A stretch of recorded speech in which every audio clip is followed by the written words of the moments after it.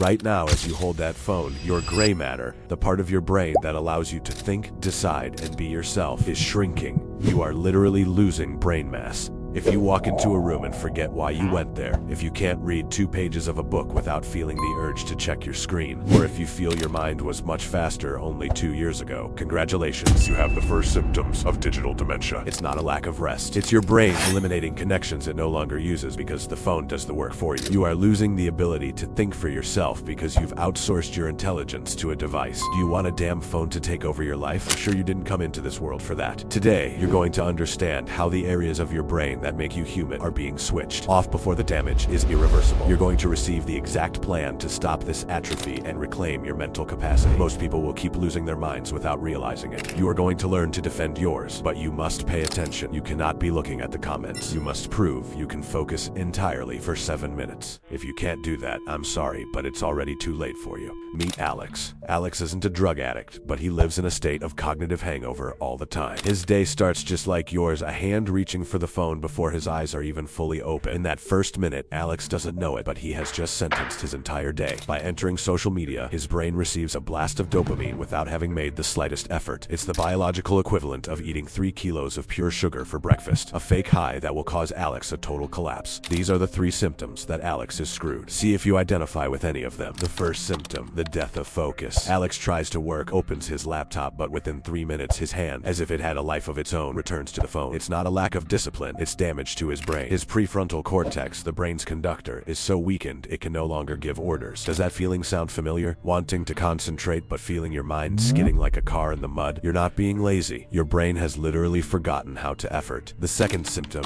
the memory wipe, known as the Google effect. Alex no longer remembers data. Why bother? Google knows everything. But here's the real fear. Your memory is not a hard drive, it's a muscle. By stopping the act of memorizing, your hippocampus, the area that manages memories and orientation, begins to shrink. Yes, literally shrink. It's the law of biological economy. What you don't use, your body recycles. Why do I want it if I don't need it? Brain is deleting your ability to learn because it thinks you don't need it anymore. You're outsourcing your intelligence to a lithium battery that could die at any moment. The third symptom is the loss of identity. What is left of you when you turn off the screen? Ask yourself this question. If I took away your phone and the internet for a week right now, how much of your intelligence would remain? Would you know how to navigate? Would you know what to do with your time? No, don't lie to yourself. You wouldn't have a damn clue. The truth is, you are in the middle stage of digital dementia. Your brain has become a hollow shell that only works when plugged into the grid. And meanwhile, your gray matter keeps disappearing inch by inch. And I'm not blaming you for it. Social media companies have the best scientists in the world working 24/7 to keep us trapped on the phone. But I'm telling you this because I want you to be able to live without depending on it. But first, you must understand why you can't just stop looking at the damn phone. You have to understand what is happening internally. Your neurons communicate through electrical signals. For that signal to be fast, the wire needs an insulator called myelin. If the insulation is thick, you think fast. If it disappears, the signal leaks, and your mind becomes slow and clumsy. Here's the problem. Myelin is only produced when you focus on a single thing. By jumping from one 15-second video to another, you are preventing that insulation from forming. You are leaving your cerebral wires exposed. That's why you feel foggy. That's why you stumble over your words or struggle to find the exact term. You are suffering a biological short circuit caused by scrolling. Add to this the hijacking of pleasure. Your brain has a limited dopamine budget, the chemical that drives you to act. By exhausting it every morning with absurd videos, you lose the ability to enjoy real challenges. That's why reading feels boring. That's why working on your project feels like a chore. You've raised the bar of artificial pleasure so high that real life no longer stimulates you. Now that you know the damage and why it's so important to act before you become useless for life. Now that you know the damage and why it's so vital to act before you become useless for life, I'm going to give you the exact system to reclaim the intelligence they've taken from you. But first, I congratulate you. Most who started this video have already closed it. Their brains couldn't handle 7 minutes of reality without seeking the refuge of another notification. If you're still here, it's because your prefrontal cortex still has a spark of resistance. We'll use that single spark to rewire your entire brain. The system consists of 3 phases designed to force your brain to manufacture gray matter again. Phase 1, the morning shield. 60 minutes of digital silence. From the moment you open your eyes, you enter a war zone for your attention. If you touch the phone in the first 60 minutes, you've lost. lost. Upon waking, your brain is in a state of high plasticity. If you feed it cheap dopamine, you program it to be a slave for the rest of the day. The solution is simple. For the first hour, the phone does not exist. Use that time for an analog activity, writing, planning, or just staring into space while you eat breakfast. You are forcing your brain to generate its own mental energy instead of absorbing it from a screen. You are taking back the controls. No more feeling exhausted for the rest of the day. Phase 2,